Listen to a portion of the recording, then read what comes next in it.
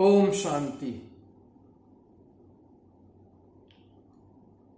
अलौकिक माँ जगत अम्बा सरस्वती जी की जितनी महिमा की जाए उतनी थोड़ी है। भक्त लोग उनके दर्शन के लिए मंदिरों में, गुफाओं में, पर्वतों पर या रात भर जगराता करते रहते हैं केवल दर्शन मात्र के लिए।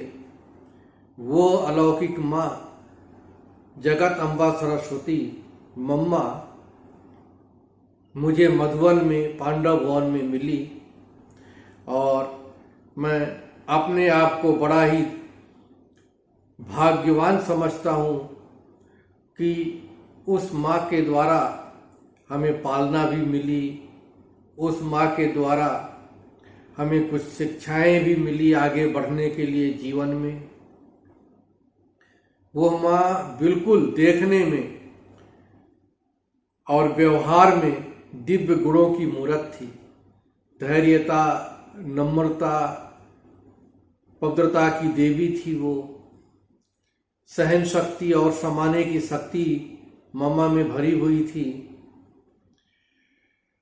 उस माँ को जब मैंने देखा तो मुझे तो इतनी उसके तरफ आकर्षण हुआ, इतनी खींच हुई। उस समय मैं बहुत ही छोटा था, 11-12 वर्ष की आयु थी। जब मैंने माँ को देखा तो मुझे मम्मा ने कहा कि आज पिकनिक है और पिकनिक मम्मा जो है सभी के साथ पिकनिक करेंगी। मैं मम्मा के साथ पिकनिक किया और भी भाई बहनें थे, सभी ने मम्मा के साथ जब पिकनिक किया, फिर मैं तो बहुत ही छोटा था तो मम्मा ने बुलाया और मुझे टोली दिया। इतनी मम्मा की तरफ खींच हुई कि मैं बहुत छोटा था और मैं तो मम्मा की गोदी में ही चला गया। तो इससे बड़ा और क्या भाग्य हो सकता है कि हमने मम्मा की गोदी भी ली, मम्मा के हाथ से टोली भी खाई, मम्मा ने मुझे अपने हाथ से ही मेरे मुख में खिलाया। तो इस प्रकार से मम्मा की पालना भी मिली। और मम्मा अमृत वेले 2 बजे उठ करके साधना में बैठती थी।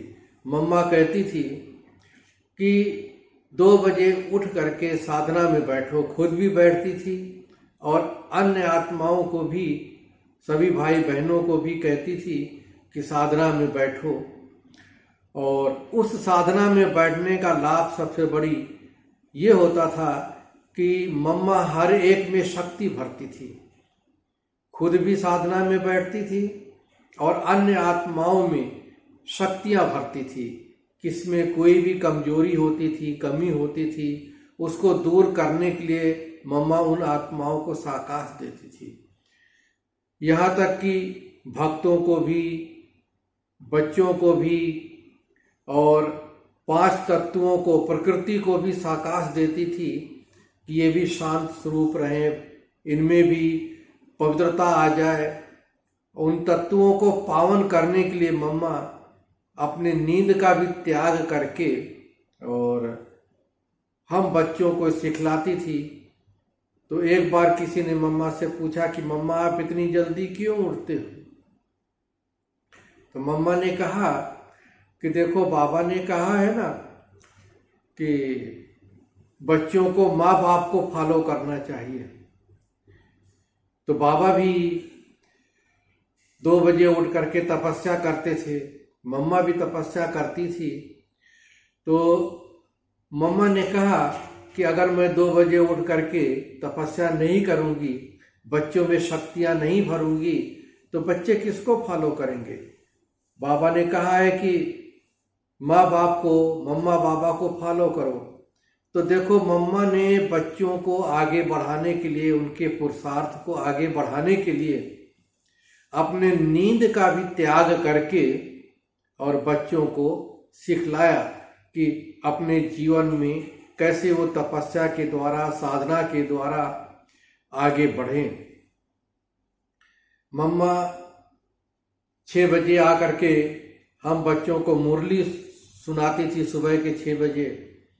और फिर उसके बाद जब बाबा आते थे तो मम्मा बाबा की मुरली को बड़े ध्यान से सुनती थी, उनकी शिक्षाओं को सुनती थी और सुन करके धारण करके हर एक बच्चे को बहुत सहज करके उसको समझाती थी। रात्रि को जब 9 बजे क्लास होती थी तो उस क्लास में आकर के मम्मा सभी को उस दिन की मुरली की बातें जो है, पॉइंट्स जो है वो सिखलाती बतलाती थी कि कैसे हम अपने जीवन में धारण करें। बहुत ही सहज तरीके से बतलाती थी, बहुत सहज करके बतलाती थी। और कई बार मम्मा बाबा की मुरली को, शिव बाबा की मुरली को सुनती थी, पढ़ती थी। तो मैंने देखा भक्ति मार्ग में कि जब श्री कृष्ण जी मुरली बजाते थे, मुरली सुनाते थे, तो राधा जो है वो दौड़ी दौड़ी उस मुरली की तान को सुनने के लिए आ जाती थी। मानो कि जैसे कि एक राधा मुरली की दीवानी होती थी। इस प्रकार से जब बाबा मुरली सुनाते थे तो मम्मा भी चातरक होकर के इतने ही बड़े ध्यान से सुनती थी और वो सुनाती भी थी। मम्मा कहती थी ये मुरली जो है ये हम बच्चों की, हम आत्माओं की जीवन को आगे बढ़ाने की खुराक है। तो इस प्रकार से मम्मा मुरली के द्वारा जो है शिक्षाएं ग्रहण करके और हमको ग्रहण कराती थी। कई बच्चे मम्मा को कहते थे कि मम्मा हम तो पुरुषार्थी है ना, तो हमारे से छोटी मोटी भूल होना तो स्वाभाविक है, क्योंकि मम्मा कहती थी कि ना दुख दो ना दुख लो, सभी को सुख दो और सभी को सुख लो और दो। तो इस प्रकार से एक भाई ने मम्मा से कहा कि मम्मा हम तो पुरुषार्थी है, तो छोटी मोटी भूल होना तो जरूर स्वाभाविक है। तो मम्मा ने कहा कि देखो पुरुषार्थी का अर्थ क्या होता है मालूम है? पुरुषार्थी का अर्थ है पुरुष अर्थात आत्मा, और रथ मतलब इस शरीर के द्वारा कार्य कराने वाली। तो जब हम पुरुष अर्थात आत्मिक स्थिति में स्थित होकर के शिव बाबा की याद में रह करके कार्य करेंगे, यानी कर्म योग का बैलेंस रखेंगे, तो हमसे भूलें नहीं होंगी। जब हम अपने आप को भूल जाते हैं, हम अपने स्वभाव को भूल जाते हैं, तो मम्मा ने कहा कि आत्मा का स्वभाव क्या है, आत्मा का स्वधर्म क्या है? शांत स्वरूप, पवित्र स्वरूप, शांत स्वरूप, सुख स्वरूप। तो ये आत्मा के स्वधर्म है, आत्मा का स्वरूप है। जब हम आत्मिक स्थिति को भूल जाते हैं, अपने आप को भूल जाते हैं, स्वधर्म को भूल जाते हैं, अपने स्वभाव को भूल जाते हैं, तब ये भूलें होती है। अगर हम अपने स्वभाव में, अपनी स्मृति में रहें तो भूलें नहीं होगी। इस प्रकार से मम्मा हर बच्चे को कुछ न कुछ शिक्षा देती थी। एक बार एक व्यक्ति ने मम्मा को कहा कि मम्मा मैं तो गवर्नमेंट ऑफिस में सर्विस करता हूँ और मेरे को कभी भी पूरे दिन में गुस्सा नहीं आता है, लेकिन रात्रि को गुस्सा आता है, सपने में गुस्सा आता है। तो मम्मा से उसने राय मांगी कि मम्मा इस कमी को हम कैसे दूर करें। तो मम्मा ने कहा कि आप चेक कीजिए, क्योंकि अन्न का प्रभाव मन पर पड़ता है। अगर आप तामसिक व्यक्तियों के हाथ का भोजन करते होंगे या कुछ खाते पीते होंगे तो अन्न का प्रभाव जरूर मन पर पड़ता है, तो आप चेक कीजिए। तो उसने कहा मम्मा मैं तो अपने घर का बना हुआ शुद्ध भोजन खाता हूँ, कभी भी बाहर का या ऐसे व्यक्तियों के हाथ का नहीं खाता हूँ। और जो भोजन बनाने वाले हैं वो भी शिव बाबा की याद में रह करके भोजन बनाते हैं, ज्ञानी तू आत्मा है। लेकिन एक दिन वो अपने ऑफिस के पास चक्कर लगा रहा था तो उसने देखा कि कैंटीन में जो चाय बनाने वाले व्यक्ति थे, वह व्यक्ति आपस में झगड़ा कर रहे थे, यहाँ तक कि एक दूसरे को गाली गलौज भी कर रहे थे। तो उस व्यक्ति के समझ में आ गया कि देखो ऐसे वातावरण में जब चाय बनती है और बनाने वाला भी ऐसी वृत्ति से, ऐसे बोल से बनाएगा, तो स्वाभाविक ही है अन्न का असर मन पर पड़ेगा। तो उस भाई ने कैंटीन की चाय पीना छोड़ दिया। तो उसने ये महसूस किया कि कुछ ही दिन में जो है उसको जो स्वप्न में गुस्सा आता था वो गुस्सा भी आना बंद हो गया। तो इस प्रकार से मम्मा हर एक बच्चे को कुछ न कुछ शिक्षाएं दिया करती थी। मम्मा कहती थी कि अगर किसी में कोई कमी है तो कमी उसमें नहीं है, वो कमी मेरे में है। मम्मा उस दूसरे की कमियों को अपनी कमी समझ करके उसको दूर करती थी और कहती थी कि ये कमी उस व्यक्ति की नहीं है, ये कमी तो हमारी है। अपनी समझ करके उस भाई को या बहन को बुला करके और उसको मधुर मीठी मीठी शिक्षाएं देती थी। बड़े प्यार से मम्मा के बोल में इतनी मिठास होती थी कि हमने कभी भी मम्मा के चेहरे में या कभी भी उनके नैनों में कोई दूसरा रूप नहीं देखा, बल्कि शांति का, पवित्रता का, मिठास का, दिव्य गुणों वाला चेहरा देखा। ऐसे लग रहा था जैसे कि मम्मा एक देवी है, एक फरिश्ता है। तो ऐसे माँ का हमने, माँ के रूहानी आंचल में हमने माँ की, अलौकिक माँ की पालना ली। और मम्मा आज्ञाकारी थी। जब भी बाबा मम्मा को किसी भी प्रकार की कोई शिक्षा दिया करते थे तो मम्मा कहती थी हाँ जी, हाँ बाबा, और हाँ जी कह करके उस कार्य को किया करती थी। तो मुझे याद है एक बार एक व्यक्ति ने कहा कि मम्मा ये कार्य तो हम कल भी कर सकते थे, लेकिन मम्मा ने कहा नहीं, ये कार्य कराने वाला कौन है, ये शिव बाबा की आज्ञा है। तो शिव बाबा की आज्ञा सिर माथे, ऐसी आज्ञा समझ करके, भगवान की आज्ञा समझ करके मम्मा हाँ जी किया करती थी। इस प्रकार से देखो मम्मा में हाँ जी करने का विशेष पाठ था।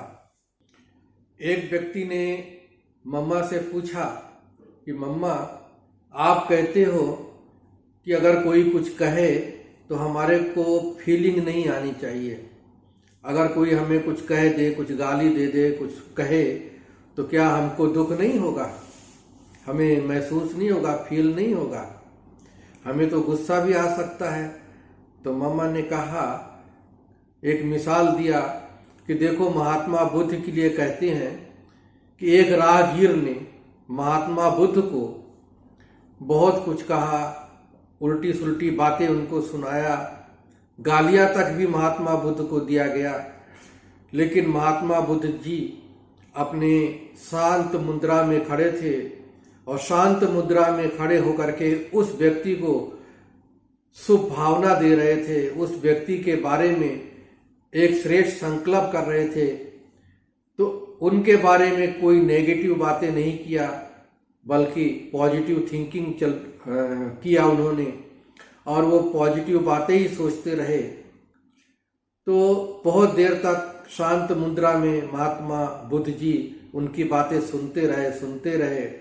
तो आखिर वो व्यक्ति जो बहुत कुछ उल्टी सुल्टी बातें महात्मा बुद्ध को कह रहा था, वो कुछ समय के बाद चुप हो गया और उसने महात्मा बुद्ध जी से पूछा कि क्या आपको हमने जो कुछ भी कहा वो लगा नहीं, कुछ असर नहीं हुआ? तो उन्होंने कहा कि आपने जो कुछ भी दिया वो मैंने लिया ही नहीं। अगर कोई व्यक्ति किसी को कुछ देता है और वो नहीं लेता तो किसके पास रहेगी? स्वाभाविक है देने वाले के पास ही रहेगी। तो इस प्रकार से उन्होंने कहा कि मैंने तो कुछ लिया ही नहीं। तो वो व्यक्ति तो उनके चरणों में पड़ गया। तो इस प्रकार से मम्मा कहती थी कि देखो, जब हम हर एक व्यक्ति की विशेषता को देखेंगे और उसकी विशेषता को धारण करेंगे तो स्वाभाविक ही है कि किसी के प्रति हमारी वृत्ति या कोई दृष्टि एक दूसरे के प्रति जो है वो नेगेटिव नहीं होगी। तो इस प्रकार से मम्मा जो है हर एक को बहुत ही सरल रूप से जो है उसको समझा दिया करती थी। तो एक बार की बात है, तो जो हम सुना रहे थे कि मम्मा हाँ जी का पाठ जो है वो पक्का था, उनको जो भी बाबा कहते थे मम्मा हाँ जी किया करती थी।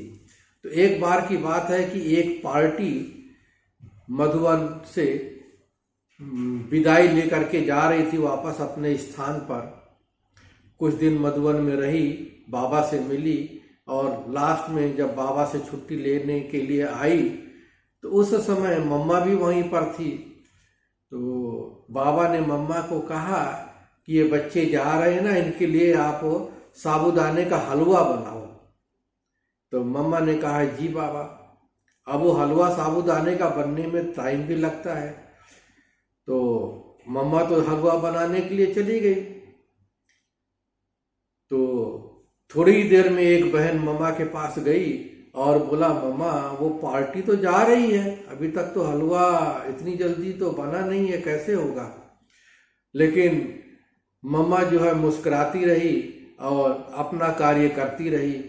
जब वो पार्टी बाबा से छुट्टी लेकर के चली गई, फिर वो बहन दोबारा आई मम्मा के पास और कहने लगी कि मम्मा वो पार्टी तो चली गई और अभी तो कोई फायदा नहीं हलवा बनाने का।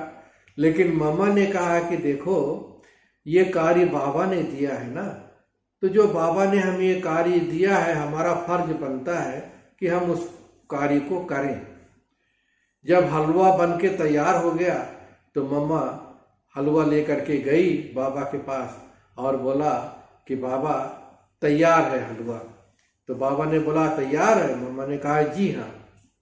तो उस समय एक भाई को बाबा ने बुलाया और उस भाई को कहा कि इसको हलवा को जो है ये उस पार्टी तक पहुंचा के आओ। वो पार्टी तो बस स्टैंड पर हो सकता है मिल जाएगी। वो भाई साइकिल लेकर के गया। उस समय और कोई साधन नहीं था, मधुबन में कोई ट्रांसपोर्ट नहीं था।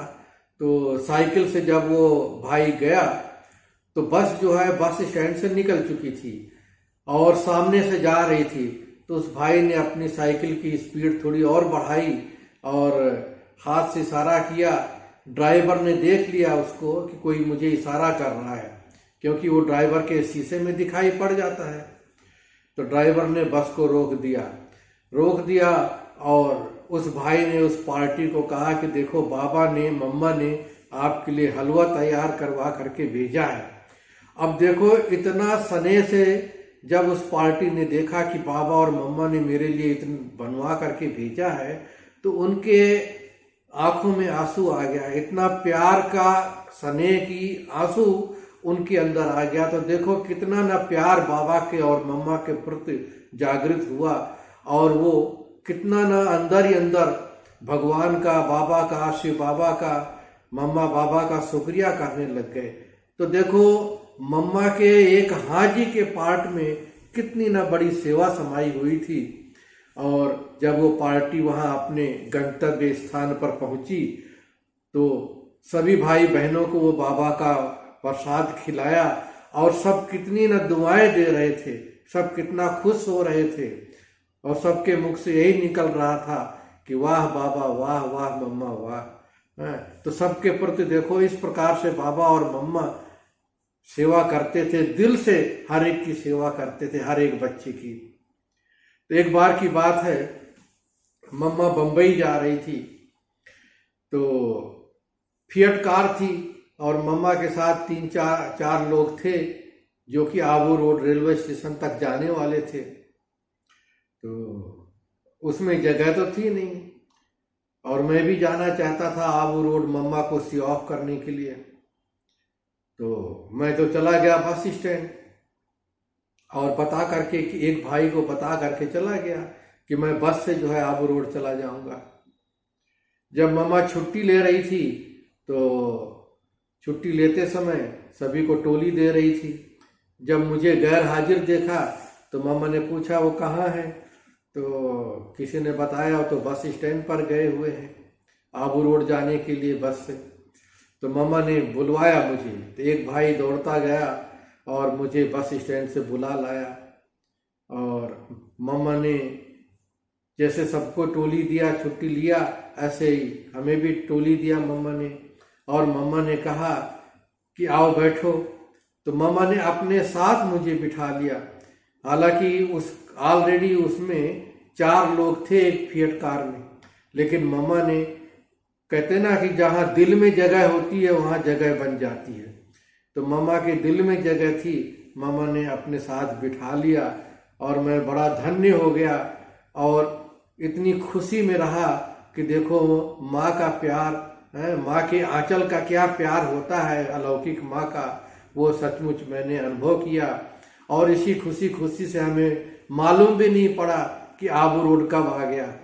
तो खैर मम्मा तो ट्रेन से चली गई और मैं मम्मा को सी ऑफ करके फिर वापस आ गया। तो इस प्रकार से माँ की हमें पालना मिली। एक बार की बात है कि मम्मा की थोड़ी सी तबीयत कुछ ठीक नहीं थी, थोड़ी नरम थी, तो डॉक्टर को बुलाया गया। और जब डॉक्टर आया तो मम्मा के पास 3-4 बहनें बैठी हुई थी। मम्मा की तबीयत तो ठीक नहीं थी, लेकिन मम्मा के अंदर इतनी सहन शक्ति थी, संभालने की शक्ति थी।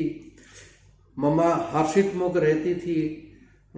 तो उस दिव्य गुणों के कारण से मम्मा के चेहरे पर महसूस भी नहीं हो रहा था कि इनकी तबीयत ठीक नहीं है। तो जब डॉक्टर आया तो मम्मा की तरफ भी देखा और अन्य बहनों की तरफ भी देखा और पूछने लगा कि बीमार कौन है।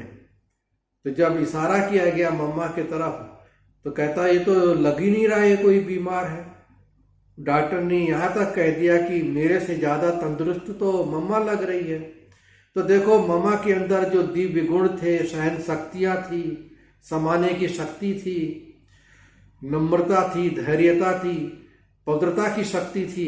इस कारण से कभी भी मम्मा के चेहरे पर कोई दूसरा रूप नहीं देखने में आया, बल्कि वो तो एक देवी और पवित्रता की देवी और फरिश्ता स्वरूप दिखाई देती थी।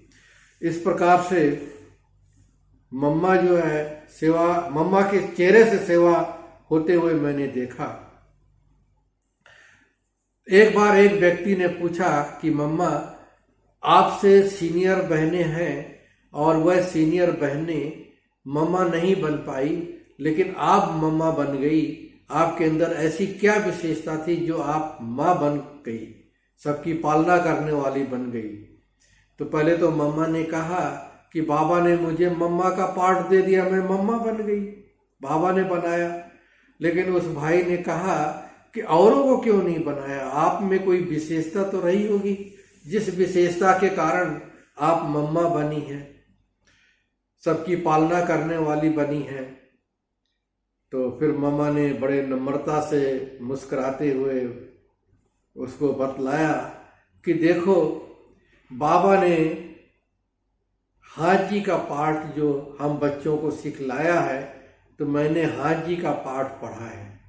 जब भी बाबा जो भी शिक्षा देते थे, चाहे वो बाबा की मुरली में शिक्षाएं हों या व्यक्तिगत शिक्षाएं हों या जो भी बाबा की आज्ञा होती थी, तो मैंने हाथ जी का पाठ पढ़ा और यही पाठ पढ़ा कि हुक्म ही हुक्म चला रहा है। बाबा की जो आज्ञा है, श्रीमत है, वो सिर माथे है। तो जो बाबा ने हाँ जी कहा वो मैंने हाँ जी का पाठ पढ़ करके और बाबा की हर आज्ञा को अपने जीवन में धारण किया और हाँ जी के पाठ से ही हमारा पाठ जो है आगे बढ़ता गया। तो इस प्रकार से मम्मा ने ये बातें बतलाई। ओम शांति। ओम शांति।